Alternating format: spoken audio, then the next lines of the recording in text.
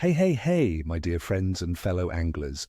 Your favorite fishing expert, that's me, is back with another crucial forecast.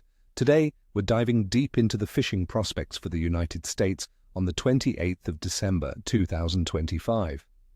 And let me tell you, this day is shaping up to be a real head-scratcher, offering both frosty challenges in the north and some surprisingly hot action in the milder south. So whether you're dreaming of hard water or casting into open seas, stick around because I've got some practical, actionable advice that just might turn a tough day into a trophy day. Let's talk tactics for some of our winter favorites, shall we? First up, for my friends battling the ice up north, let's target panfish. Think perch and bluegill. These guys are the backbone of winter angling. Where to find them? Look for them schooling tightly over deep basins or nestled among submerged vegetation. They'll be conserving energy, so you need to be subtle what to use. Light tackle, my friends. We're talking 2 to 6 pound test line, small jigs, tiny spoons, or even a simple wax worm on a small hook dropped straight down will be deadly. Remember, slow and low is the motto. Gently jig it a foot or two off the bottom, then hold it steady.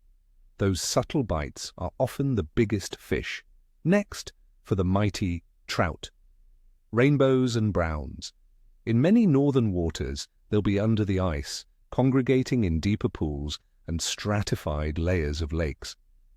If you're in a milder southern state with open streams, focus on those deeper runs and slow eddies where they can escape the current. For ice fishing, small spoons for vertical jigging or a live minnow suspended below a tip-up are standards. In open water, small inline spinners or micro jigs, perhaps a single salmon egg under a float, can be incredibly effective. Trout are cold water species and they appreciate a deliberate presentation. Moving to the warmer waters down south, let's talk redfish and speckled trout. This time of year, these beauties are often pushed into more predictable, shallower areas, as well as deeper channels and flats in estuaries. This concentrates them, making them easier to target. Look for them around oyster beds, dock pilings, and any deeper pockets along the coastline or in tidal creeks. On what to cast? Soft plastics on a jig head, slow fished, or live shrimp under a popping cork are perennial favorites. Even a weedless spoon can draw a strike in the shallower flats. The colder water makes them a bit more sluggish, so patience and a slow retrieve are key. And for those elusive walleye, a true cold water warrior. They love to school up in deep basins, main lake holes, and along channel edges. Whether you're vertical jigging through the ice or boat fishing in deeper lakes, that's where you'll find them. They're low light feeders, so dawn, dusk, and cloudy days can be particularly productive. Jigs tipped with a minnow or a jigging rapala worked just off the bottom will get their attention.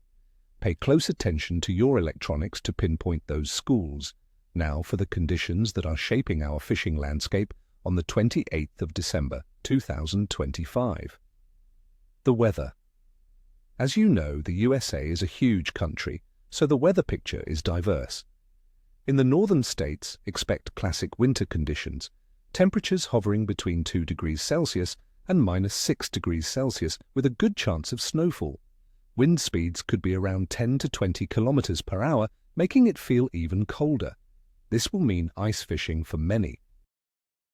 Further south, things are much milder, with daytime temperatures ranging from a comfortable 10 degrees Celsius to even 25 degrees Celsius in places like Florida. There will be shorter daylight hours nationwide, typical of late December, but ample sunshine in the southern regions. Atmospheric pressure trends can be varied, but often stable high-pressure systems accompany crisp, clear winter days, which can sometimes slow the bite, especially if it's very cold. Water temperature. Across the northern United States, water temperatures will be near freezing, with ice cover on many lakes and rivers. In open water areas, fish will seek out deeper, more stable temperatures. For the southern states, water temperatures will be cool but certainly above freezing, pushing fish into specific, often deeper, structures or shallow, sun-warmed flats. Fish are generally lethargic in cold water, conserving energy, so remember that slow presentation advice. The moon phase. On December 28, 2025, well beyond a waxing gibbous moon with about 60% illumination. Now, some folks swear by the moon, and while it's not the only factor, a waxing gibbous is often considered a decent phase for fishing. The increasing light can sometimes stimulate fish activity, especially around moonrise and moonset. It's a phase that holds promise for consistent feeding, so don't write off the day just yet. Overall fish activity. Given the diverse conditions, I'd say the overall bite for the USA on this day will be medium to good hag, with pockets of excellent fishing. In the northern colder regions, expect a medium to capricious bite. The fish are there, but you'll need to work for them, especially with fluctuating pressure and cold winds. Down south, with milder temperatures, the bite could be good to very good. For species like redfish and speckled trout, particularly during the warmest part of the day, from late morning to mid-afternoon. The key is adaptation and precision, whether you're drilling holes in the ice or casting along a sunny shoreline. Don't be afraid to experiment with depth and retrieve speed until you find what triggers those strikes. So, my friends, don't let the winter blues keep you indoors. There's always a fish to be caught. Get out there, stay safe, and have an incredible time on the water. May your lines be tight and your coolers be full. Wishing you all no tail, no scales. If you enjoyed this forecast, please hit that like button, subscribe to the channel for more tips and tricks, and ring that notification bell so you never miss an update. And tell me in the comments below, what are your go-to winter fishing spots and tactics? What's your biggest catch of the winter season so far? I love hearing your stories.